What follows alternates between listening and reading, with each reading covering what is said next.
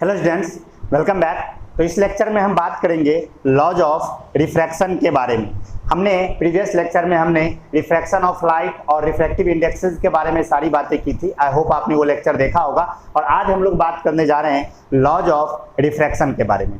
देखिए, फिजिक्स जो होता है उसका काम ही होता है कि दुनिया में जो कुछ भी घटनाएं घट रही हैं उसके पीछे के लॉजिक को समझना। फिजिक्स यही सोचता है कि इस दुनिया में जो भी घटनाएं घट रही हैं उसके पीछे कुछ ना कुछ लॉजिक होगा। इस दुनिया में कुछ भी चीज ऐसे ही नहीं हो जाता है, उसके पीछे कुछ ना कुछ लॉजिक होता है, उसके पीछे कुछ ना कुछ रूल्स होता है। तो उन्हीं रूल्स को ढूंढना फिजिक्स का काम है। तो फिजिक्स ने जब देखा कि रिफ्रैक्शन नाम की एक फिनोमेना होती है, यानी लाइट जब दो मीडियम को सेपरेट करने वाली बाउंड्री पे टकराती है और नेक्स्ट मीडियम में जब जाती है तो उसमें बेंडिंग होती है।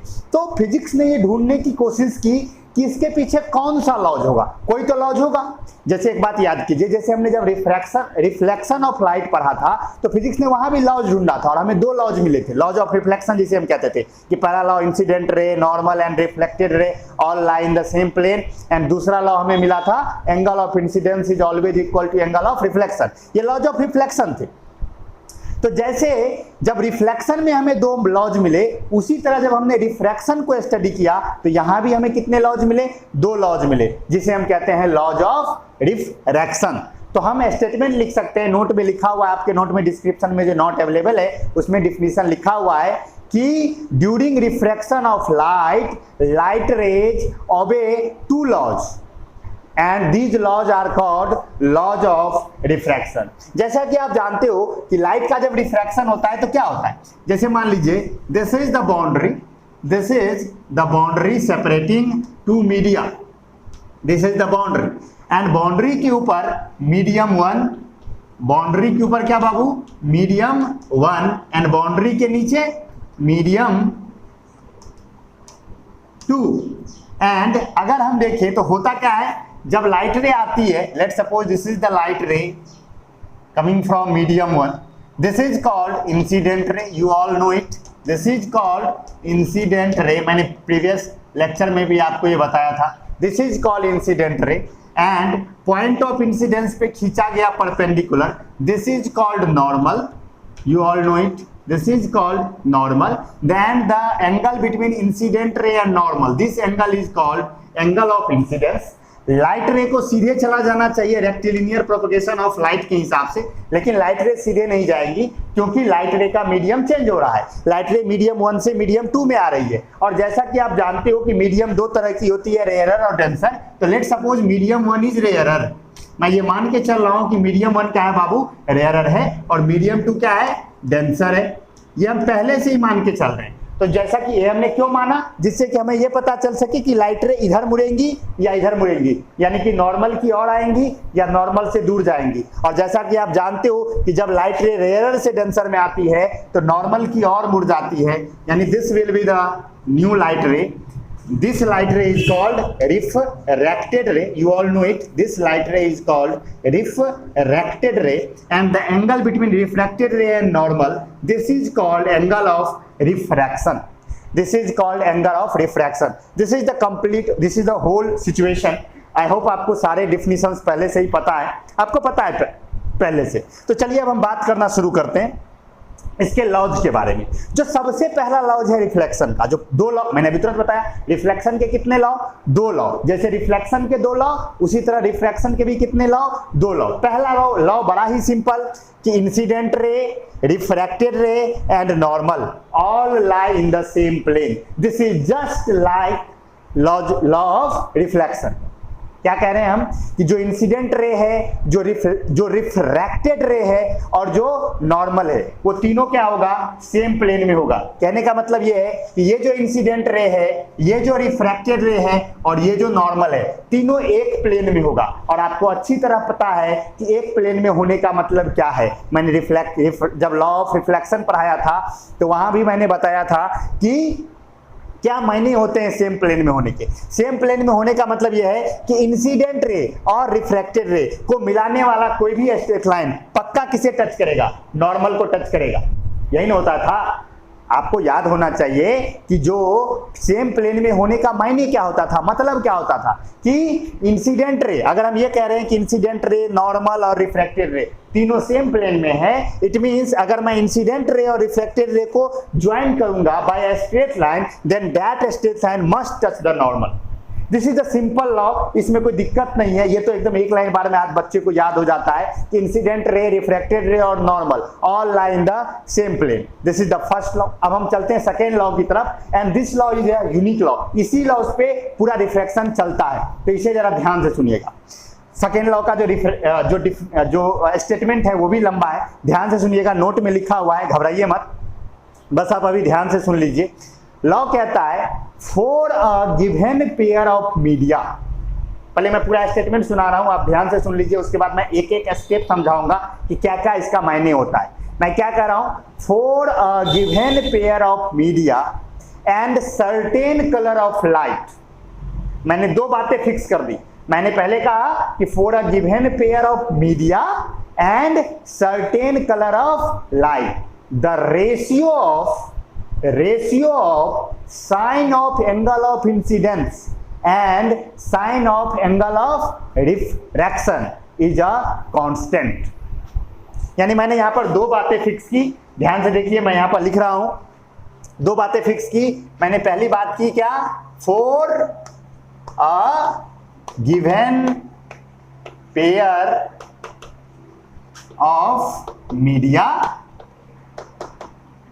and certain color of light and certain color of light, क्या मैं कह रहा हूं, the ratio of sine of angle of incidence, यानी the ratio of sine of angle of incidence. Sine of angle of incidence का मतलब sine i, you know sine, आप sine जानते हो, ट्रिगोनोमेट्री में होता है sine, cos, tan, cot, sec, cosec, math में आपने पढ़ा होगा। तो साइन आई, देखो आई क्या है, एक एंगल है, तो एंगल का साइन लेना, आप सभी ने ट्रिगोनोमेट्री पढ़ा होगा मैथ में, मैं ये भरोसा करके चल रहा हूं। तो sine i, the ratio of sine of angle of incidence to the sine of angle of refraction. Sine i is angle of incidence and sine of angle of refraction, sine are is a constant, is a constant. This is the statement of second law। मैं फिर से second law का statement बोल रहा हूं, गौर से सुनिएगा। Second law का स्टेटमेंट कर रहा है for a given pair of media, for a given pair of media and certain colour of light, the ratio of sine of angle of incidence to the sine of angle of refraction is a constant. यानी sine i और sine are का जो ratio होगा वो constant होगा। अब मैं इसे मल्टीपल स्टेप्स में धीरे धीरे तोड़ तोड़ के समझाता हूं, आप गौर से सुनिए, सारी बातें समझ में आएगी, घबराने की कोई जरूरत नहीं है। सबसे पहले यहां पर इस स्टेटमेंट को गौर से पढ़ोगे तो सबसे पहले कह रहा है given pair of media. What do you mean by this, given pair of media? Given pair of media कहने का मतलब है कि जब ये लॉ लगाने जाएंगे तो सबसे पहले हम मीडिया को फिक्स कर देंगे, यानी मीडियम वन कौन सा है, मीडियम टू कौन सा है, ये फिक्स कर देंगे। जैसे मान लो कि let suppose medium one is air and medium two is water, तो मैं पहले फिक्स कर दूंगा। अब मुझे मीडियम नहीं बदलना है, मीडियम गिवन है, मीडियम मेरे हाथ में नहीं है। अगर मीडियम बदलोगे तो फिर ये स्टेटमेंट बदल जाएगा। तो सबसे पहली बात क्या है, मीडियम फिक्स होना चाहिए, मीडियम बदलोगे ये कांस्टेंट बदल जाएगा। समझ गए बात? तो सबसे पहले for a given pair of media, दोनों मीडियम फिक्स हैं, and certain colour of light, आप लाइट के कलर को भी चेंज नहीं करोगे, लाइट के कलर को भी चेंज नहीं करोगे, यानी सिंगल कलर का लाइट आना चाहिए, या तो येलो आना चाहिए, या नहीं तो मान लो रेड आना चाहिए, या ग्रीन आना चाहिए। मल्टीपल कलर्स के लिए गड़बड़ी हो जाएगी। क्यों गड़बड़ी होगी मैं लास्ट में आपको बता दूंगा, लेकिन अभी के लिए आप स्टेटमेंट में याद रखिए कि given pair of media and certain colour of light, the ratio of sine of angle of incidence to the sine of angle of refraction is a constant, which means, अब जरा यहां गौर से देखिए, आई के किसी भी गिवन वैल्यू के लिए, ध्यान से देखिएगा, आई के किसी भी गिवन वैल्यू के लिए आर की एक फिक्स वैल्यू होगी, ठीक है, होगी।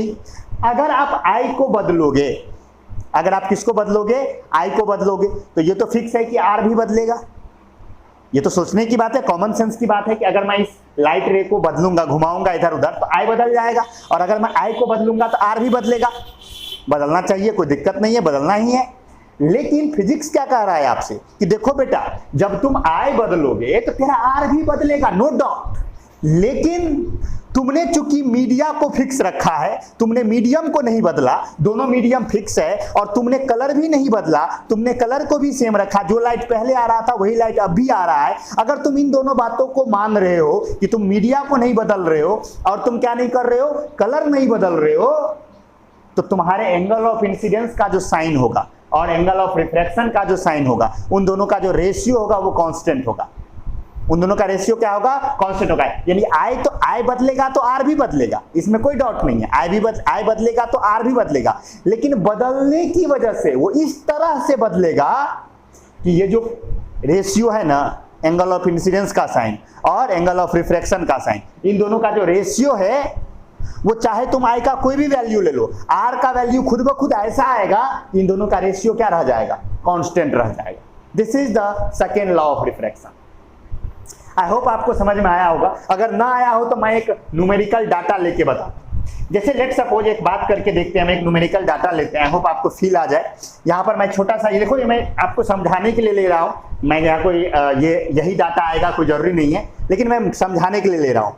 लेट सपोज मैं इसी फिगर में एक लिबर्टी ले रहा हूँ, जो मैं ये देखिए जरा ध्यान से। Let suppose this is air and this is glass. Let suppose मैंने यही माना कि ऊपर वाला मीडियम क्या है, एयर है, और नीचे वाला मीडियम क्या है, ग्लास। अच्छा, और लेट सपोज आई की वैल्यू मैंने रखी थी 45। आई की वैल्यू मैंने कितनी रखी थी, 45। तो मुझे आर कितनी मिली, 30 मिलेगी। एक बात बताओ, जब एयर क्या है, रेयरर, और ग्लास क्या है बाबू, डेंसर। तो जब रेयरर से डेंसर आएगा तो नॉर्मल की ओर आ जाएगा, तो आर छोटा हो जाएगा ना। ये बात हम जानते हैं पहले से कि आर छोटा हो जाएगा। तो ये आया, चलो ये दोनों आया। अब मैं करता क्या हूं, इन दोनों का रेशियो निकालता हूं। तो मैं क्या करता हूं, sine i by sine r करता हूं। Sine i by sine r जब मैं करूंगा तो ये क्या हो जाएगा, साइन आई का मतलब क्या हो जाएगा, साइन 45, और साइन आर का मतलब क्या हो जाएगा, साइन 30। फिजिक्स मुझसे क्या कर रहा है, ये दोनों का रेशियो जो होगा वो क्या होगा, कांस्टेंट होगा। यही कह रहा है ना। तो जरा मैं साइन 45 की वैल्यू, आई होप आप सभी को पता होगी, नहीं पता है तो मैं लिख देता हूं। Sine 45 is equal to 1/√2। Sine 45 is equal to 1/√2 value होती है, और साइन 30 की वैल्यू होती है 1/2। साइन 30 की वैल्यू क्या होती है, 1/2। जरा अब इसे हम सॉल्व करेंगे तो ये हो जाएगा 2/√2 that equal to √2, that is equal to √2। यानी यहां ध्यान से देखिए, तो मुझे साइन आई और साइन आर का रेशियो कितना आया, 1/√2। क्या आया, √2।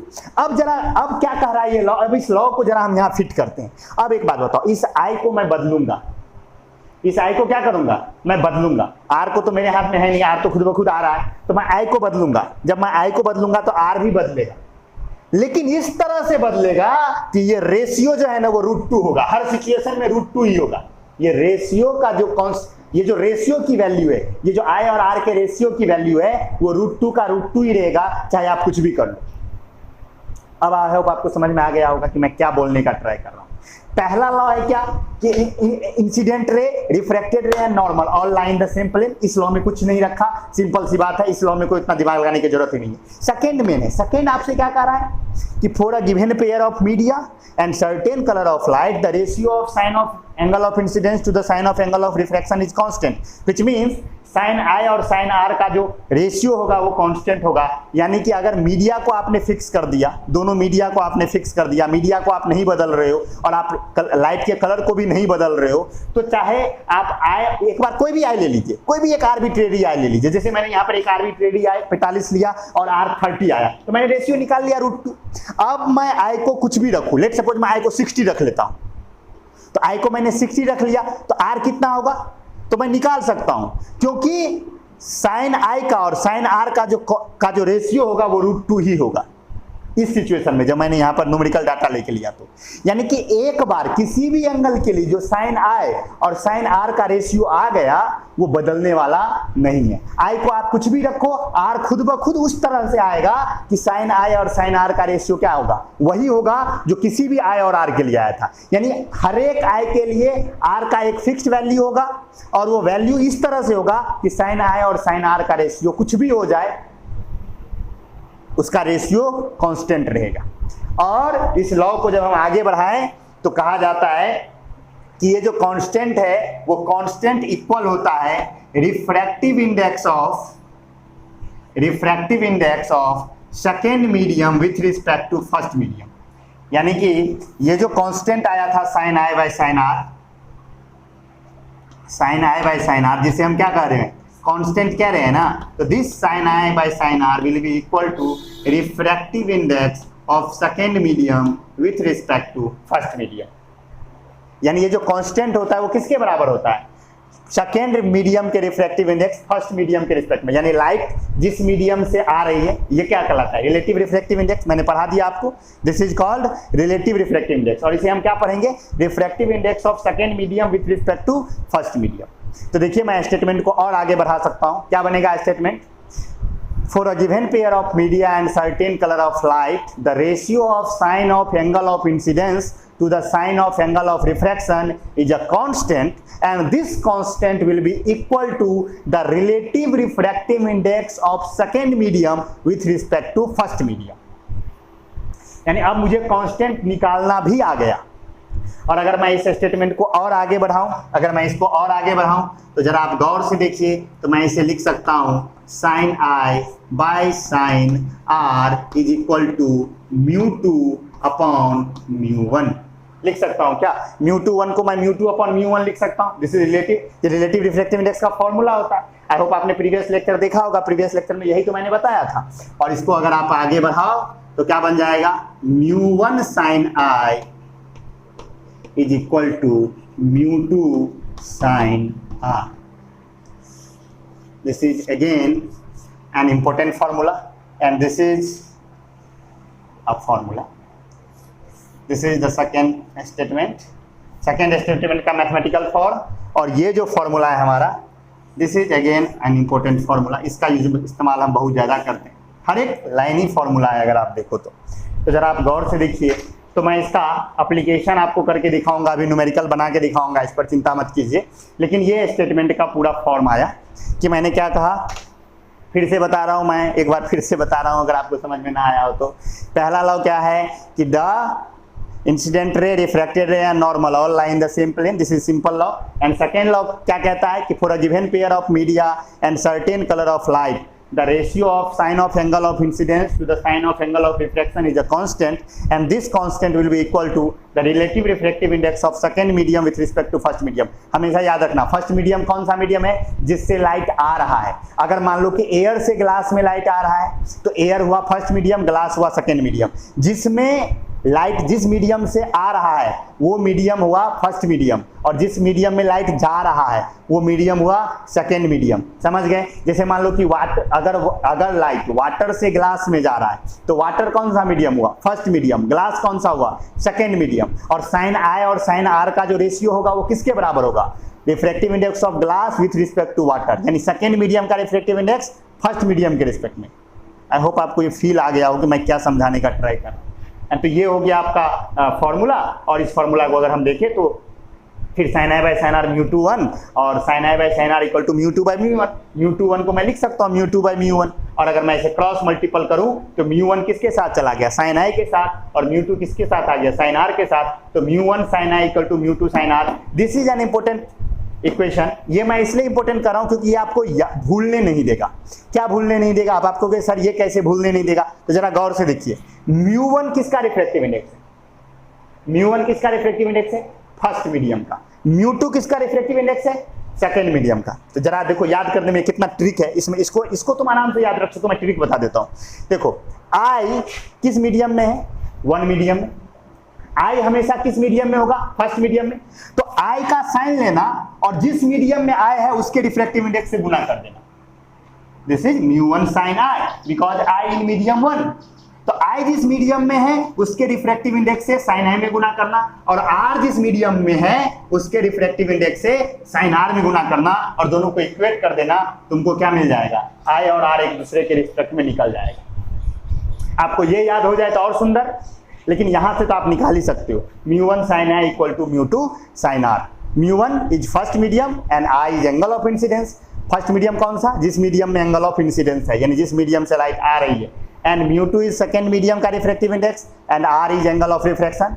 μ2 क्या हुआ, जिस मीडियम में लाइट जा रही है, और r क्या हुआ, एंगल ऑफ रिफ्रैक्शन। तो पक्का है एंगल ऑफ रिफ्रैक्शन किस मीडियम में होगा, सेकंड मीडियम में होगा।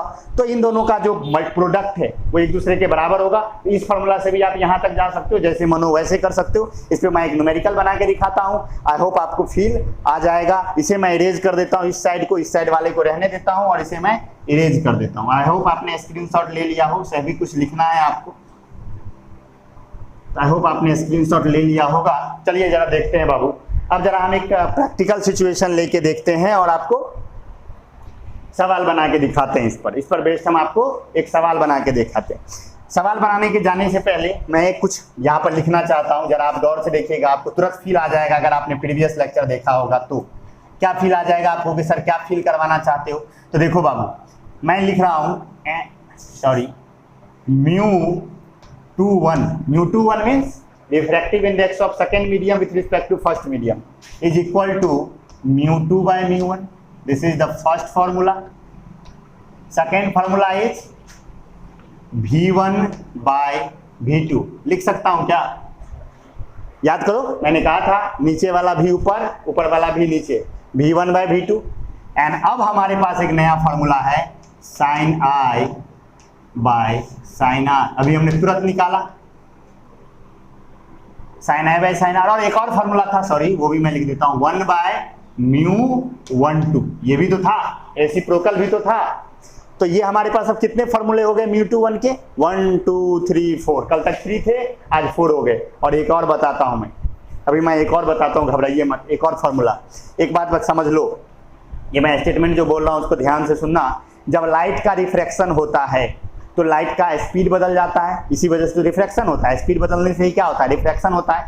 लाइट का स्पीड बदल जाता है, लेकिन एक चीज लाइट की ऐसी है जो नहीं बदलती है, और उस चीज का नाम क्या है, फ्रीक्वेंसी। यानी ड्यूरिंग रिफ्रैक्शन एवरीथिंग चेंजेस, सब कुछ बदल जाता है, लेकिन क्या नहीं बदलता है, फ्रीक्वेंसी। यानी आप यहाँ पर एक स्टेटमेंट आप चाहो तो नोट करके आप नोट अपने भी नोट में भी लिख लेना कि ड्यूरिंग रिफ्रैक्शन, जब रिफ्रैक्शन होता है, ड्यूरिंग रिफ्रैक्शन फ्रीक्वेंसी, क्योंकि लाइट एक वेव है और वेव में फ्रीक्वेंसी होती है, वेवलेंथ होती है, दो बातें तो मेन होती है। फ्रीक्वेंसी रिमेन्स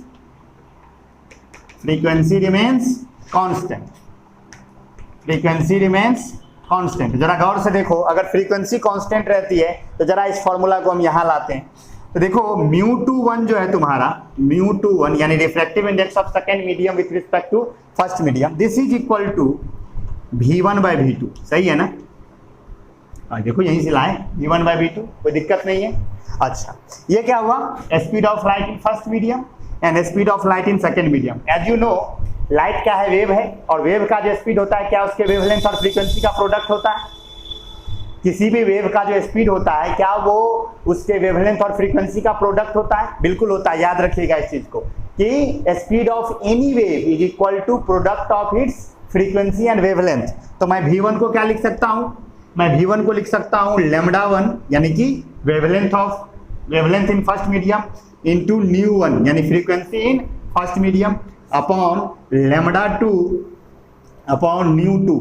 अब अगर आपके दिमाग में ये आ रहा हो कि सर ये लैम्बडा क्या है, न्यू क्या है, तो बाबू आपने क्लास 9th में वेव चैप्टर नहीं पढ़ा क्या, साउंड चैप्टर नहीं पढ़ा क्या, वहां पर आपको बताया गया होगा कि वेवलेंथ का नोटेशन होता है लैम्बडा और फ्रीक्वेंसी का नोटेशन होता है न्यू। तो मैंने लैम्बडा लिखा वेवलेंथ के लिए और न्यू लिखा फ्रीक्वेंसी के लिए। लेकिन आप जानते हो, यहाँ पर आप जानते हो बट आप क्या जानते हो कि फ्रीक्वेंसी तो बदलती नहीं है। फ्रीक्वेंसी तो अभी मैंने तुरंत लिखा, फ्रीक्वेंसी रिमेन्स कांस्टेंट। तो मैं कहूंगा कि μ1 इज इक्वल टू μ2। μ1 μ2 क्या होगा, बराबर होगा, that will be equal to nu. Frequency तो चेंज हो नहीं रहा है, तो यहां से आप देखिए तो μ21 का एक और फॉर्मूला हमें निकल के आएगा। μ21 बराबर हो जाएगा λ1 upon nu upon λ2 upon nu गायब हो जाएगा, that will be equal to λ1 upon λ2। जरा ध्यान से देखिए, तो रिफ्रैक्टिव इंडेक्स का एक और फॉर्मूला हमारे पास आ गया, यहीं पर मैं लिख देता हूं, इज इक्वल टू λ1 अपॉन λ2। तो जरा ध्यान से देखिए, इसीलिए मैंने सर्टेन कलर ऑफ लाइट कहा था। अगर आप लाइट का कलर बदल दोगे तो क्या वेवलेंथ बदल जाएगा? अगर लाइट का कलर बदल दोगे तो क्या होगा? लाइट का कलर बदल दोगे तो क्या हो जाएगा? वेवलेंथ बदल जाएगा। और अगर वेवलेंथ बदल जाएगा तो देखो ये रेशियो भी बदल जाएगा, ये रेशियो भी क्या हो जाएगा? बदल जाएगा। दिस इज एन इंपॉर्टेंट, ये जो हम प्रिज्म पढ़ेंगे तो ये फॉर्मूला हमारा बड़ा काम आएगा, तो जरा ध्यान से देखिएगा। तो अब देखिए हमारे पास relative refractive index of second medium with respect to first medium के कितने फॉर्मूले हो गए? एक फॉर्मूला हो गया किसके टर्म में? रिफ्रैक्टिव इंडेक्स के टर्म में, μ21 इज इक्वल टू μ2/μ1। एक हो गया स्पीड के टर्म में v1/v2। एक हो गया IR के टर्म में, अगर मुझे angle of incidence angle of refraction दिया हो तो वो भी मैं यूज कर सकता हूँ। एक मेरा रेसिप्रोकल है, वो तो सिंपल है, मैथमेटिक्स है, μ21 इक्वल टू 1/μ12, तो वो तो रेसिप्रोकल है। और एक आ गया हमारा वेवलेंथ के टर्म में, कि अगर हमें दोनों मीडियम में वेवलेंथ में जो चेंज है वो भी मैं यहाँ से क्या कर सकता हूँ? फाइंड आउट कर सकता हूँ। यानी कि रिफ्रैक्टिव इंडेक्स मेरे काम बहुत काम का चीज हो गया, नहीं हो गया बहुत काम का चीज हो गया। इसको भी स्क्रीनशॉट ले लीजिए आप, और इस पर बेस्ड हम अब न्यूमेरिकल बनाने की ओर चलते हैं। इसको हम इरेज कर देते हैं, इसको इरेज कर दे। 1 मिनट हम इसी को इरेज करते हैं, इसे रहने देते हैं और इसे इरेज करते हैं। होप आपने ले लिया होगा, आपने स्क्रीनशॉट ले लिया होगा। अब जरा ध्यान से देखिए, हमसे क्वेश्चन क्या किया जा रहा है, ध्यान से सुनिए। क्वेश्चन मैं एक ऐसे ही बना रहा हूँ, कोई ऐसा नहीं है कि मतलब जो डाटा क्वेश्चन ऐसे मैं मुंह से ले रहा हूँ, और फिगर से ही मैं क्वेश्चन समझाने का ट्राई करता हूँ। This is angle of this is incident ray and angle of incidence is given 60 degree. Angle of incidence is given कितना degree? 60 degree. And angle of refraction is given 45 degree. Angle of refraction is given 45 degree. And हमें कहा गया कि ये जो है वो medium 1 है और ये जो है वो मीडियम 2 है। होना ही चाहिए, जिस मीडियम से लाइट आती है वो क्या होता है? मीडियम 1 होता है, और जिस मीडियम में लाइट जाती है वो क्या होता है? मीडियम 2 होता है। तो हमसे पूछा गया कि बताओ μ21 क्या होगा? μ21 इज इक्वल टू क्या? और पूछा गया μ12 इक्वल टू क्या? हमसे दो क्वेश्चन पूछा गया, relative refractive index of second medium with respect to first medium and relative refractive index of first medium with respect to second medium, दोनों हमसे पूछा गया। तो कोई दिक्कत नहीं है, हमने अभी तुरंत जाना है। क्या जाना हमने? देखो ये formula μ1 sin i equal to μ2 sin r, या ये फॉर्मूला देख लो sin i by sin r equal to μ21। तो यहाँ हम क्या लिखेंगे? sin i by sin r is equal to μ21। देखो ये जो लॉ है ना, इसे हम स्नेल लॉ कहते हैं। This law is called Snell law. Second law of refraction is called Snell's law. Snell, वो घोंघा वाला स्नेल नहीं, स्नेल होता है, एक वैज्ञानिक का नाम था स्नेल, उन्होंने ये लॉ दिया था, इसलिए हम क्या कहते हैं? स्नेल लॉ कहते हैं। तो लॉज ऑफ रिफ्लेक्शन में जो सेकेंड लॉ है, जो ये कहता है कि for a given pair of media and certain colour of light the ratio of sine of angle of incidence to the sine of angle of refraction is a constant and this constant will be equal to the relative refractive index of second medium with respect to first medium. तो ये जो constant की value है ये निकाला था किसने? Snail साहब ने, इसीलिए इसे हम क्या कहते हैं? स्नेल लॉ कहते हैं। तो घबराने की जरूरत नहीं है। तो second law of refraction is also called Snell law. तो यहाँ मैं चाहूँ तो लिख सकता हूँ फ्रॉम स्नेल लॉ। कितना जगह पे देखिएगा, ऐसे जब हम बनाने जाते हैं तो यहाँ हम लिख देते हैं फ्रॉम स्नेल्स लॉ, यहाँ लिखा रहता है फ्रॉम स्नेल्स लॉ। तो घबराने की जरूरत नहीं है, स्नेल्स लॉ भी लिखा हो तो घबराने की जरूरत नहीं है। वैसे इस तरह का सवाल आई होप 10th के लेवल पे तो नहीं ही आएगा, ओलंपियाड में आ जाए तो बहुत सुंदर बात है। तो जरा यहाँ देखो साइन आई की वैल्यू लिखते हैं। तो साइन आई की जगह क्या लिखेंगे? साइन 60, और आर की जगह क्या लिखेंगे? साइन 45 लिखेंगे ना बाबू, इज इक्वल टू क्या होगा? μ21। तो therefore μ21 is equal to sine 60 की वैल्यू किसी को पता है कितनी होती है? आई होप आपको पता होगा, नहीं पता हो तो मैं लिख देता हूँ। साइन 60 की वैल्यू होती है √3/2 और साइन 45 की वैल्यू होती है 1/√2। जब इसे आप सॉल्व करोगे तो ये 2 नीचे आ जाएगा, ये √2 ऊपर चला जाएगा, तो हो जाएगा √3 इंटू √2/2। और जरा गौर से देखो तो ये क्या हो जाएगा? एक √2 से इस 2 में दुगो √2 है।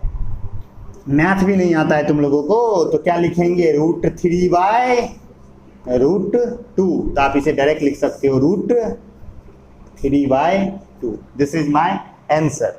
और अगर हमसे कोई पूछे, ये तो हो गया μ21, और हमसे कोई पूछे क्या कि भैया तुमसे पूछे तो दो चीज थे, हम कहेंगे दूसरा चीज भी बता देंगे। μ12 पूछे थे ना भाई, तो 1/μ21 होता है, तो देयरफॉर क्या हो जाएगा ये √2/3। सिंपल हो गया ना।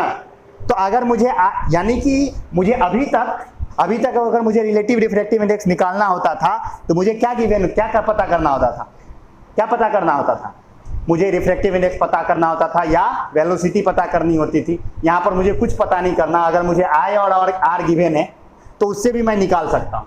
तो इस मेथड से ही रिलेटिव रिफ्रैक्टिव इंडेक्स साइंटिस्ट ने सच में निकाला था। उसने I लिया, R लिया, वैल्यू निकाला। अब यहाँ पर अगर इस प्रेजेंट सिचुएशन को अगर आप देखो तो चाहे आप R को कैसे भी बदलोगे तो R भी बदलेगा, लेकिन सब कुछ बदल जाएगा, लेकिन ये जो √3/√2 है ये तब तक नहीं बदलेगा जब तक ये दोनों मीडिया नहीं बदलता, यानी मीडियम 1 मीडियम 2 चेंज नहीं होता है, और जब तक कलर चेंज नहीं होता है। तो ये कांस्टेंट क्या रहेगा, फिक्स रहेगा। तो ये भी याद रखिएगा कि अलग अलग कलर ऑफ लाइट के लिए रिफ्रैक्टिव इंडेक्स की वैल्यू क्या होती है, अलग अलग होती है। यानी येलो के लिए रिफ्रैक्टिव इंडेक्स की वैल्यू कुछ और होती है, रेड के लिए रिफ्रैक्टिव इंडेक्स की वैल्यू कुछ और होती है। समझ में आया? तो कलर से भी रिफ्रैक्टिव इंडेक्स वैरी करता है। समझ में आया? I और R से रिफ्रैक्टिव इंडेक्स वैरी नहीं करता है। I और R के लिए रिफ्रैक्टिव इंडेक्स की वैल्यू क्या होती है, कांस्टेंट होती है। sin I/sin R is equal to constant. I का कुछ भी वैल्यू लोगे तो R ऐसा ही आएगा कि वो कांस्टेंट रह जाएगा। तो इस तरह से सवाल बन सकता है। अब कई बार क्या होगा, देखो इसी सवाल को घुमाया जा सकता है। जैसे आपसे क्या कहेगा, रिलेटिव रिफ्रैक्टिव इंडेक्स दे देगा, एंगल ऑफ इंसिडेंस दे देगा, एंगल ऑफ रिफ्रैक्शन पूछ लेगा। ये तो सबसे सिंपल सवाल है। इसी सवाल को चाहे तो हम और बना सकते हैं। जैसे मान लीजिए हम एक एग्जांपल ले ही लेते हैं, जब इतना कर ही दिए तो ये स्क्रीनशॉट भी ले लीजिए आप। आई होप आपने ले लिया होगा। तो देखिए अगर हम नेक्स्ट सवाल की तरफ जाए तो नेक्स्ट सवाल भी बन सकता है हमसे। जैसे हमसे क्वेश्चन पूछेगा कि भैया ऐसा है, बात कुछ ऐसा है, घर जैसा है। क्या है घर जैसा? कि this is the boundary, this is the normal, this is angle of incidence, and angle of incidence is equal to 45 degree. This medium is water and this medium is glass. नीचे वाला क्या है, ग्लास है, और ऊपर वाला क्या है, वाटर है। तो ये बात तो आप अच्छी तरह जानते हो कि वाटर से ग्लास में लाइट जाएगा तो क्या होगा, नॉर्मल की ओर मुड़ेगा, क्योंकि वाटर की तुलना में ग्लास क्या है, डेंसर है। तो लाइट आ गया इधर, लेकिन भगवान जाने ये एंगल कितना है। We have to find the R। हमसे पूछा गया कि बताओ R क्या होगा। हमसे क्या पूछा गया कि बताओ R क्या होगा। तो हम कहेंगे कोई बात नहीं, लगा देते हैं स्नेल लॉ।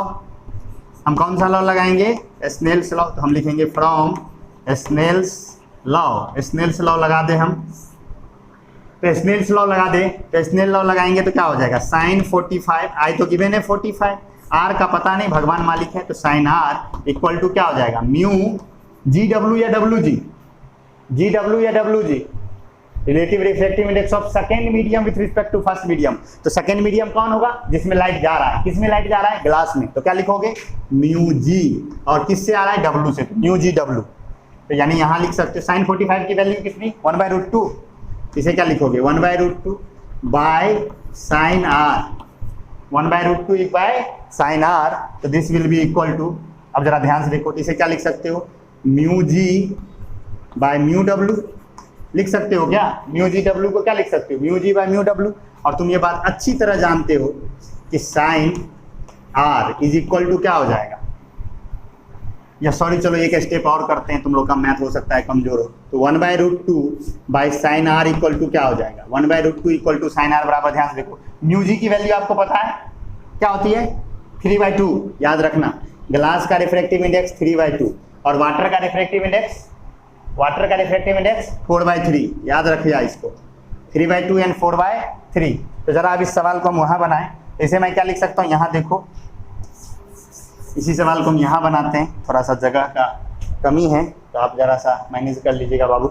इस सवाल को हम यहाँ बनाएं तो देखो sin R यहाँ आएगा, ये यहाँ, तो यहाँ मैं लिख सकता हूँ this is sin R is equal to, sin R होगा क्या, देखो 1/√2, ये इस 4/√3 में जाके गुना हो जाएगा और 3/2 से भागा हो जाएगा। तो जरा ध्यान से देखिएगा मैं क्या लिख रहा हूँ, sin R इक्वल टू क्या हो जाएगा, ये इसमें जाके गुना होगा तो ये हो जाएगा 1/√2 इंटू 4/3 अपॉन 3/2 होगा क्या?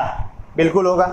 3 क्या हो गया, सॉरी नहीं 3 तो नहीं कटेगा, 3 नीचे आएगा, तो ये यहाँ हो गया। तो जरा इसको सॉल्व करते हैं, तो ये 4 2 ऊपर चला जाएगा, तो 4 2 जा 8, अरे ये 2 जाके 4 में गुना होगा ना, 4 1 जा 4 और 4 2 जा 8, और नीचे में क्या हो जाएगा 3 3 9, और नीचे में हो जाएगा 9√2 हो जाएगा क्या? होगा कि नहीं होगा? और √2 से अगर 8 को आप चाहो तो 8 में क्या है 4 × 2 है, तो 2 में से एगो √2 कट जाएगा, तो क्या हो जाएगा 4√2 लिख सकते हैं क्या? 4√2/9। This is value of sine R. तो यहाँ इसको हम यहाँ लिखते हैं, थोड़ा सा बाबू ध्यान से लिखिएगा कहाँ से कहाँ जा रहा है, थोड़ा सा ये है बोर्ड का। तो sine are is equal to, class में लिखने का आदत है हमको तो हम कहीं से कहीं लिख देते हैं। तो साइन आर इक्वल टू हमारे पास आया 4√2/9। तो आर बराबर क्या हो जाएगा? तो जब ऐसा सिचुएशन होता है, अब आपको कि सर इसका तो वैल्यू हमें पता ही नहीं, 4√2/9 तो हम साइन का वैल्यू पढ़े ही नहीं। तो देखो बउआ कोई दिक्कत नहीं है, इसको ऐसे लिखेंगे साइन इनवर्स 4√2/9, ये लिखने का तरीका होता है। And this is the value of angle of reflection. गणित वाले सर से पूछना कि सर फिजिक्स वाले सर ऐसा कर दिए क्या, क्यों कर दिया ऐसा? ये मेथड होता है लिखने का, समझ गए ना? ये मेथड होता है लिखने का। और तुम कहोगे सर इसका वैल्यू कहाँ से निकालेंगे? तो इसको सॉल्व करके डेसिमल में कुछ वैल्यू आएगा ना। और जब हायर क्लास में जाओगे तो एक साइन टेबल होता है, एक साइन टेबल होता है। तो साइन टेबल में अलग अलग वैल्यू के लिए साइन का वैल्यू पता होता है, तो उसका यूज करके हम साइन कॉस टेन कुछ भी निकाल सकते हैं। टेबल होता है, sine table, cos table, tan table होता है, उसका यूज करके आप साइन कॉस टेन की वैल्यू निकाल सकते हो, घबराने की जरूरत नहीं है। अब कहोगे सर अगर ऐसे देगा तो हम कैसे होगा? तो अगर ऐसे देगा, ये बहुत हायर ओलंपियाड एग्जाम्स में ऐसा क्वेश्चन दे सकता है। तो अगर ऐसे देगा तो आप ऐसे बना लोगे, या नहीं तो डाटा इस तरह से दिया रहेगा, यहाँ एक ऐसा वैल्यू आएगा जिसका साइन वैल्यू आपको पता रहेगा। हम तो आर्बिट्रेरी ले लिए ना कुछ भी, लेकिन ऐसा वैल्यू देगा जिसके लिए आपको क्या रहेगा, आर की वैल्यू पता रहेगी और आप आराम से थीटा का वैल्यू लिख पाओगे। लेकिन मैंने भी तो निकाल ही दिया, समझ गए बात? तो इस तरह से भी क्वेश्चंस बन सकता है। आई होप आपको लॉज ऑफ रिफ्लेक्शन पूरी तरह से समझ में आया होगा, दोनों लॉज समझ में आए होंगे, और लॉज पर बेस्ड, सेकेंड लॉ पर बेस्ड न्यूमेरिकल्स भी समझ में आएंगे होंगे, स्नेल लॉ भी समझ में आया होगा, और रिलेटिव रिफ्रैक्टिव इंडेक्स में मैंने 2 नए फॉर्मूला घुसा है वो भी आपको समझ में आया होगा। तो आई होप ये सारी बातें आई होप आपको समझ में आई होंगी। अगर कोई भी डाउट है, छोटा सा भी डाउट है, तो आप कमेंट सेक्शन में पूछिए कि सर समझ में नहीं आया। वैसे आई होप समझ में आ ही गया होगा। देखिए अगर आप 10th के व्यू से ही पढ़ रहे हैं, सिर्फ 10th के व्यू से पढ़ रहे हैं, तब तो कुछ याद करने की जरूरत ही नहीं है, बस 2 लॉ याद रखो, काम खत्म हो गया।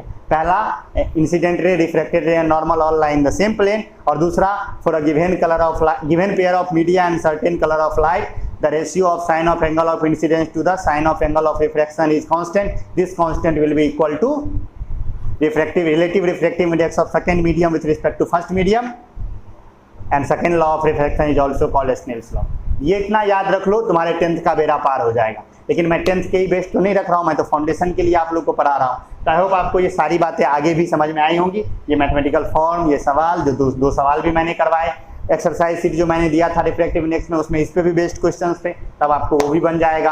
तो मिलते हैं हम लोग नेक्स्ट लेक्चर में। नेक्स्ट लेक्चर में हम बात करेंगे कि हम अपने एवरीडे लाइफ में रिफ्रैक्शन का क्या इफेक्ट देखते हैं, उस पर बात करेंगे। लेकिन उसके बीच में आपको एक एक्स्ट्रा टॉपिक का लेक्चर मिलेगा, इसके जस्ट बाद आपको एक एक्स्ट्रा टॉपिक का लेक्चर मिलेगा जिसमें हम प्रूफ करेंगे। याद कीजिए, जैसे जब मैंने ये पढ़ाया था कि रेयरर से डेंसर आएगा तो नॉर्मल की ओर मुड़ जाएगा, डेंसर से रेयरर जाएगा तो नॉर्मल से दूर हट जाएगा, और नॉर्मल इंसिडेंस होगा तो सीधे निकल जाएगा। ये मैंने कहा था, और मैंने कहा था इसे मैं आपको प्रूफ करके दिखाऊंगा।